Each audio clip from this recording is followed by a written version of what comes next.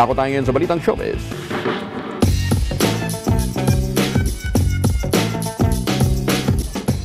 Pagpapalabas ng full-length film na Walang Take 2 ng In Cinema naging matagumpay. Mga batikang artista at opisyal ng gobyerno kabilang sa mga nanood ng pelikula. Detalye mula kay Sofia Ocot. Naging matagumpay ang inilabas na full-length film na Walang Take 2 ng In Cinema Production sa Aliw Theater sa Pasay City.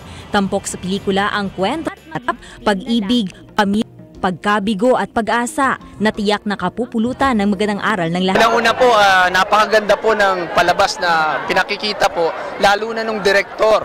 Maging ito pong marami po tayo mauunawaan sa palabas pong ito. Sapagkat ito pong palabas na ito, hindi lang ito nagtuturo ng mga moral values. Nagigising din po natin yung mga manonood para maunawaan nating mabuti yung nilalaman ng kanilang pelikula. Yun po ang kagandahan nito. Katulad po ng kung may decision man tayong gagawin, dapat yung sure na tayo para wala tayong pagsisisihan sa huli. Walang take two sa buhay. Lahat ay once in a lifetime. Wala namang pagsidla ng tuwa ang mga main cast ng nasabing pelikula dahil sa magagandang reaksyon ng mga manonood sa kanilang pelikula bagamat baguhan pa sa larangan ng pag-arte. Challenging role po bilang isang happy kasi amateurs, wala po kaming experience na talagang wala po kaming workshop, everything wala po talaga. As in talagang pinulo 1 week, okay, next week pulo tayo. Nothing, talagang gano'n. What? Tabi lang gano'n. O sige po. Talagang pinapagpasa Diyos na lang po namin lahat. Yun po. Sobrang saya po. Hindi po namin expect na ganito po yung magiging feedback po ng mga tao.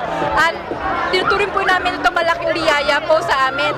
Lalo na't hindi po kami mga professional sa mga ganitong larangan. Kaya lubos po kami nagpapasalamat sa ating Panginoong Diyos sa ganitong biyaya po sa amin at maging sa pamamahala sa ganitong pong aktibidad po sa mga katulad po nating mga kapatid. Bukod sa mga cast ng nasabing pelikula, ilang batikang aktor at government official din ang sumaksi sa nasabing pelikula.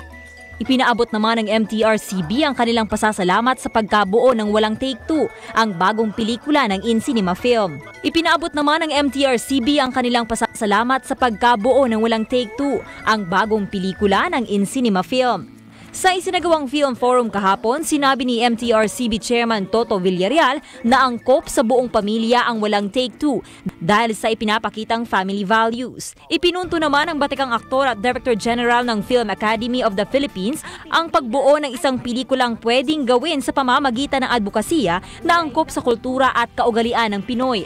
Sofia Ocot, I Am One with 25.